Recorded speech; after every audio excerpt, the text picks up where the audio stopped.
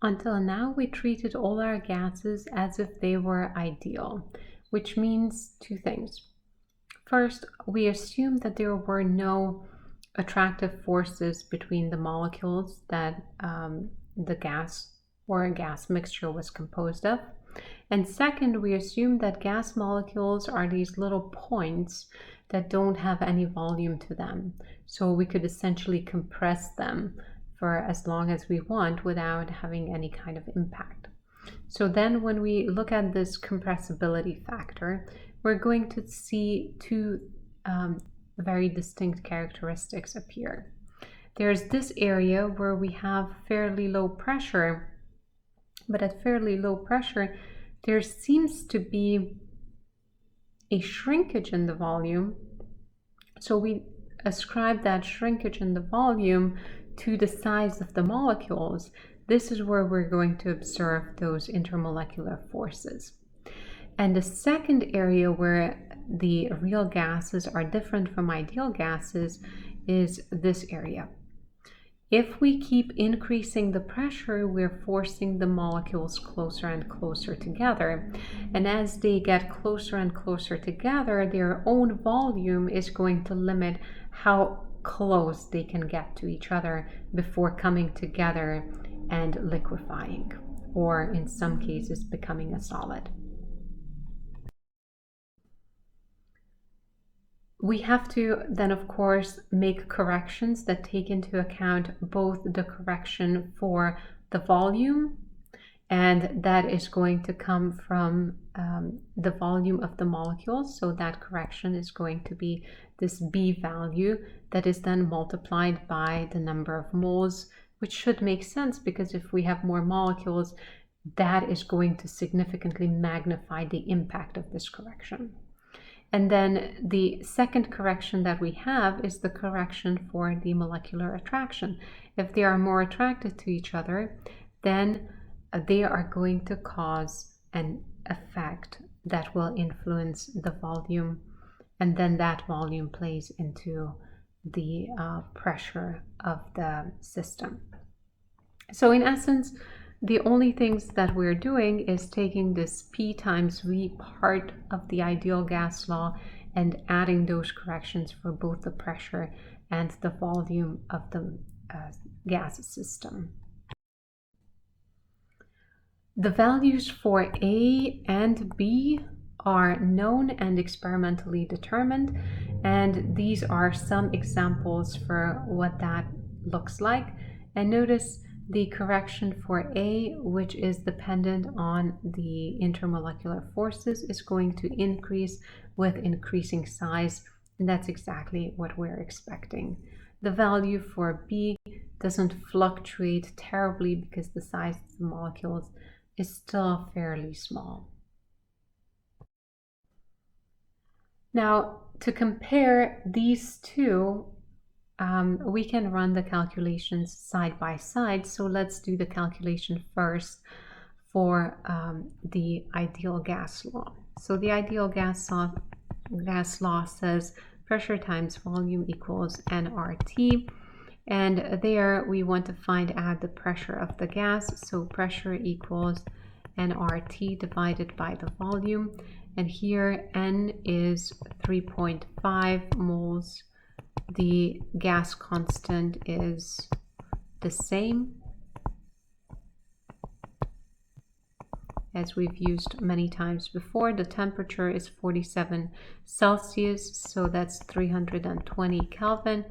And the whole thing gets divided by the volume, which is 5.2 liters.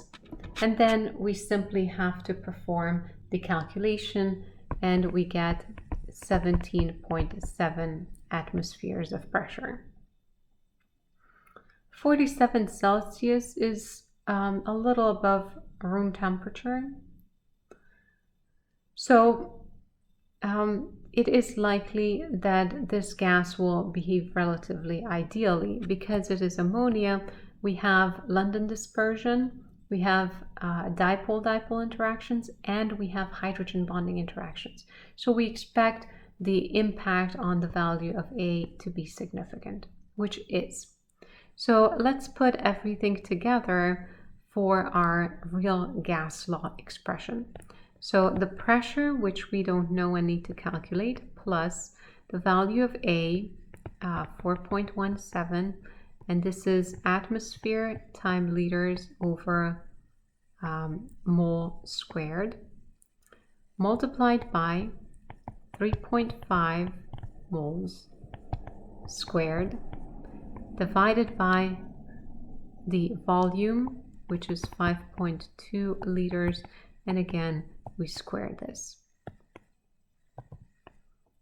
Then we multiply this by the volume, which is 5.2 liters, minus the value of N, which is the number of moles, is 3.5 moles, times, and we have the value of B, and it makes sense because ammonia is fairly small.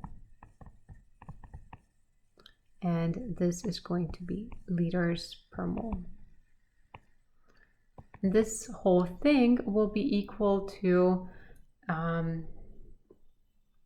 nRT, which is going to be the same as in the previous problem. So it's going to be 3.5 times our gas constant times our temperature expressed in Kelvin to give us 91.91. And the units will be, because it's pressure times volume, atmosphere times liter. So now it's just a matter of doing the calculations. It's going to be pressure plus, and we have here the 3.50 moles squared. So this will be 4.17 atmosphere times liter over mole squared times 12.25 moles squared divided by 27.04 liters squared. And then the whole thing gets multiplied by, on the other side, the 5.2 liters minus, and in that case it's going to be the 3.5 times the B correction value, which is 0.0371. Because the moles cancel out, that value is also going to be in liters, 0.130 liters. The whole thing equals 91.91 atmospheres per liter.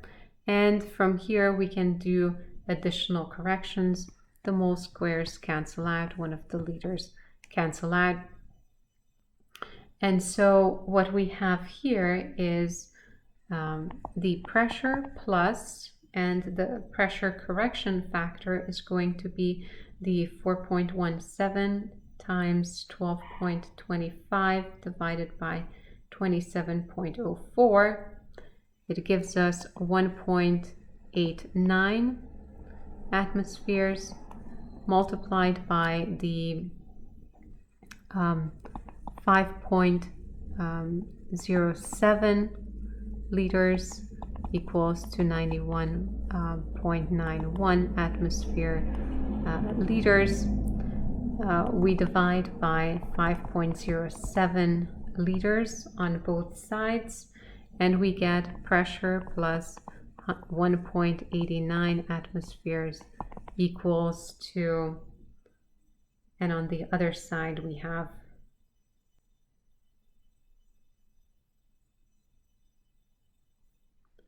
18.13 atmospheres. And from here we can say that the pressure under these circumstances is going to be 16.2 atmospheres. So under treating the ammonia as an ideal gas would exert 17.7 atmospheres of pressure under these conditions, and treating it as a real gas would exert 16.2 atmospheres, meaning a lower pressure would be observed. It should make sense because, as I said earlier, ammonia has significant intermolecular forces between the molecules, and those will cause the pressure that is observed to be lower than what we anticipate based on our treatment of this gas as ideal.